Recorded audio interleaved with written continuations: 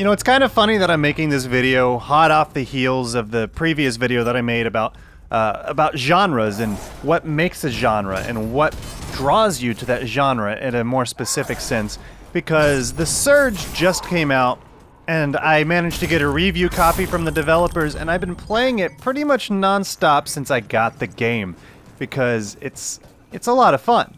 But the reason that this game specifically is gonna tie into that conversation is because the game is a Souls-like. This is a term that's been kind of thrown around ever since Dark Souls got more and more popular, and then Bloodborne came out, and then Salt and Sanctuary, and then Nioh. I haven't played Nioh, by the way. Is it worth it? I've heard it's really good. Maybe I'll pick it up sometime. But yeah, Lords of the Fallen is on that list as well. But the thing that's interesting about that is that the game developers who made Lords of the Fallen also made The Surge. Why is that interesting? Because I really like The Surge. I'm still playing it. I'm having a lot of fun with it. I despised Lords of the Fallen. I played it for about an hour and I hated every moment of it. I couldn't tell you exactly why, but I went in, I started playing, nothing felt right at all. It all just felt clunky. It felt like it was trying to be something that it didn't really have any business trying to be. I don't know, it just felt like the game developers liked the formula of Dark Souls and Bloodborne. I don't think Bloodborne was even out at that time, but it's like they liked the formula of Dark Souls, so they decided to try to emulate it. And there's nothing wrong with that. There's nothing wrong with trying to emulate a formula that you like, but if you do it badly, people are gonna notice. People are not gonna like it. And especially when it comes to a fast-paced action game where your movements and your skill and your ability to read your opponents matters. So yeah, I hated Lords of the Fallen. It was, I think, the very first game that I got a Steam refund on, and I never looked back. So needless to say, I was a little hesitant going into The Surge, knowing that the same game developers who created Lords of the Fallen made this game. It's another Souls-like, and they failed previously. But, you know, you always want to give people the benefit of the doubt. Like, maybe they learned from their past mistakes, maybe they learned why people weren't liking that game, and then they brought it over to The Surge to make it better. And, I mean, based on my reaction, you could probably tell that I think they learned. I think they learned pretty well. The Surge is a 3D action RPG set in a kind of dystopian sci-fi universe. It's definitely a Souls-like game, and you can feel the Dark Souls inspiration pretty much everywhere you go. However, that's not to say that it's straight up a Dark Souls clone. That's not it at all. While there are things that very much exude the Dark Souls formula, such as dropping your resources upon death, very hard, deliberate, slow combat, consumable items that give you your resources so you can use them immediately, different weapons with different fighting styles, it's all there. You get into this game and it all starts to feel very familiar very quickly. However, there's also a handful of differences that help make it different from Dark Souls in general.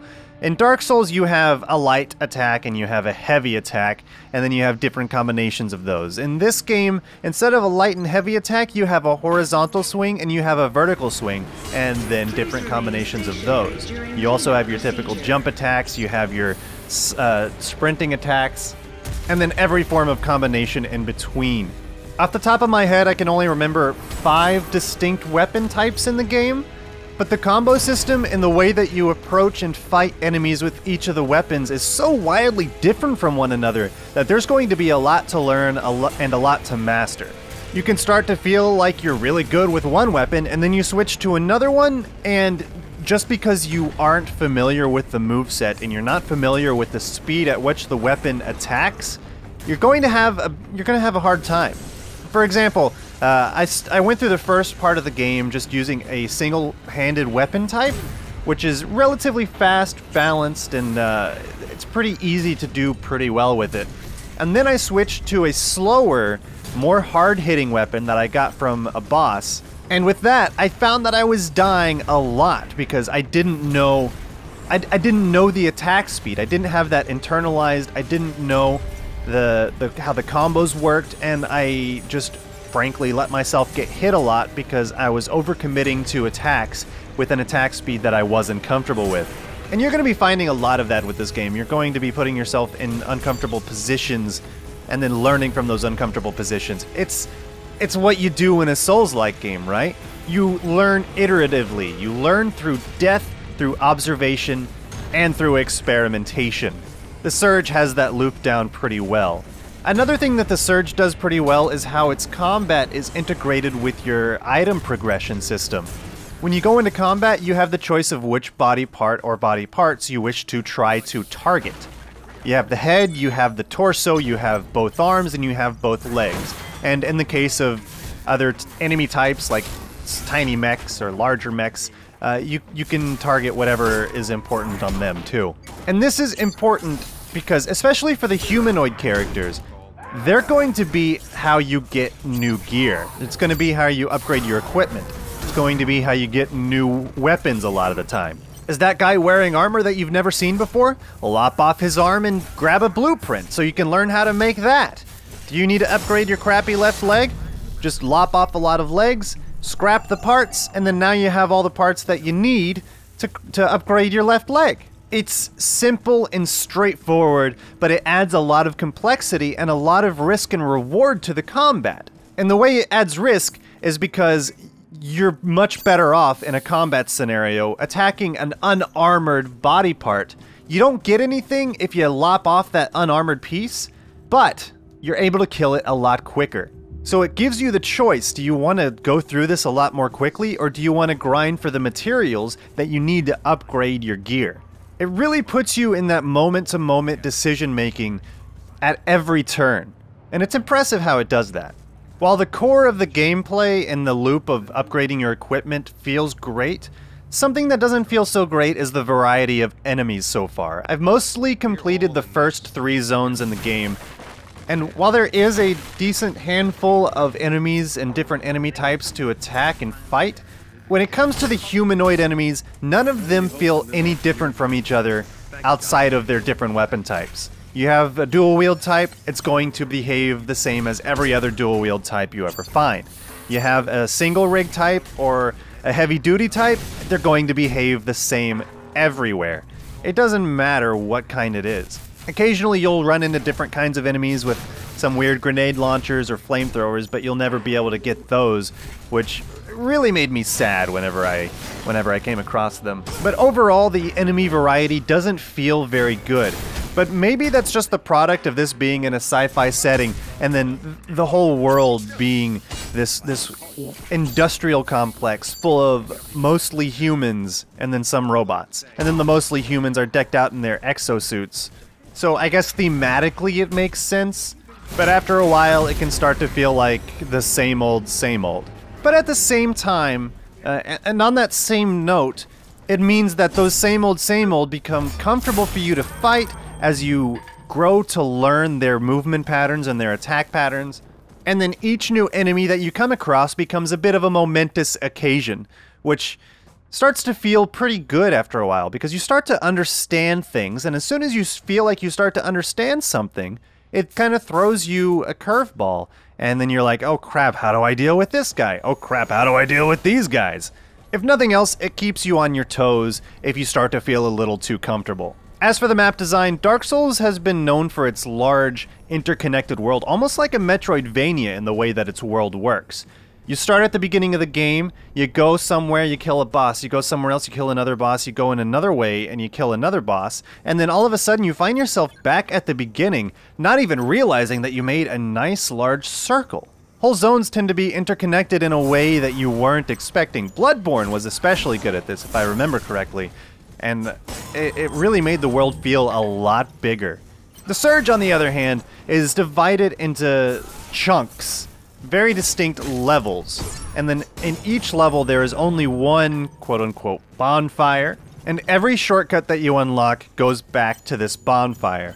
It's a little contrived, it's a little strange, and it kind of takes away some of the magic of exploration that Dark Souls and Bloodborne had. In Dark Souls and Bloodborne, you would wander around and you'd never know when you find your next bonfire.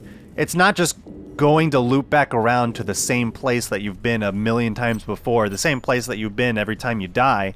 No, you're going to wind up at a brand new bonfire, a brand new place to save and rest and regain your morale, and then you move on. Maybe eventually you'll loop back around and find the same bonfire, and when you do, it feels great, and it gives you a larger and more broad understanding of the area that you're in. But in the Surge, while it does give you that large, more broad understanding of the area that you're in and gives you a more full internal map inside your head as you move through the zones, I can't help but think that it just feels a little contrived and a little forced. It's clever how it wraps around sometimes, but that doesn't stop it from feeling really contrived. And I would have much rather found myself back at the beginning of the game just by chance. I don't know, it's just kind of something that I miss from the actual Soulsborne games. I'm only about 10 hours into the game so far, and like I said, I've been having a hell of a lot of fun with it. However, the more that I dig into the game, the more that I'm playing the game, the more it starts to kind of break down a little bit. The more that I dig in, the more it starts to actually feel like what it is. A sort of AA studio rather than AAA. A AA studio mimicking a formula that's not exactly theirs. Like I said at the beginning, I'm not begrudging them for copying the formula or taking bits of that formula and putting it into their own, because this is how games grow. This is how games evolve.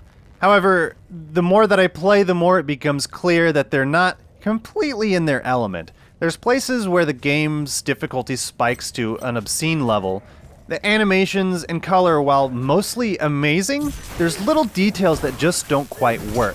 The overall ambience, while it does give you a little bit of that feeling of despair, the fact that it's all industrial and less like carved from the earth like Dark Souls and Bloodborne makes it feel not quite as dark, not quite as hopeless. Overall, it's a game that I'm still having a blast with 10 hours in. I've heard that the game is about 20 hours long, which is less than you can get from a lot of Soulsborne games, but I'm enjoying it. Is this a game that I would happily pay $50 for?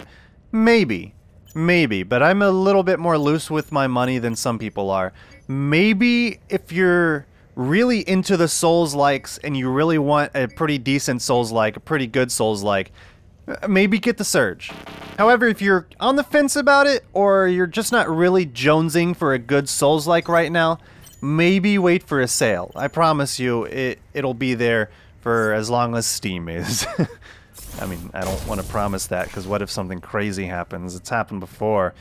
Anyway, it's a very solid game. It's a very solid Souls-like. I'm glad to see that Deck 13, the developers of The Surge and the developers of Lords of the Fallen, have learned from their previous endeavors. And I'm excited to see what they do in the future with this kind of content, because if this is anything to go by, they're going to keep working on this formula, keep iterating, and come up with something great.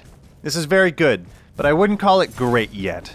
Oh, and something that I almost completely forgot to mention is that the story is very, very hit and miss. It seems that they've crafted a pretty interesting world with a pretty interesting narrative and a pretty interesting premise.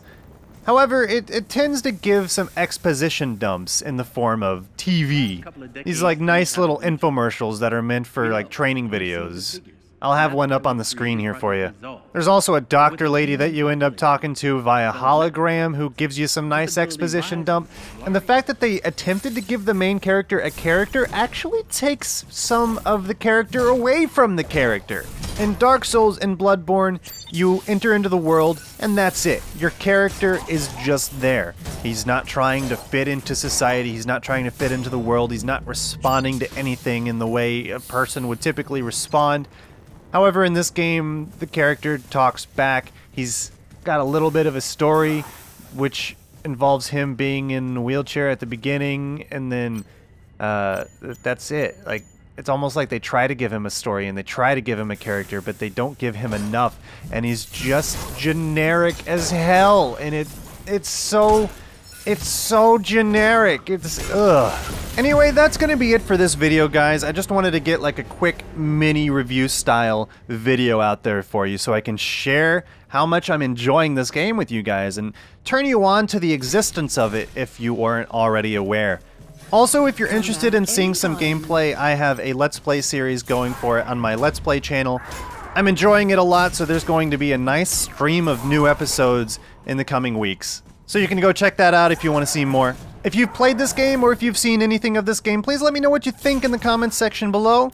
And if you haven't already, be sure to follow me on Twitter at ingeniousclown and hit that subscribe button for more awesome gaming content here in the future. Oh, and I almost forgot, like the video if you like it, dislike the video if you dislike it, and I'll see you next time. Bye-bye.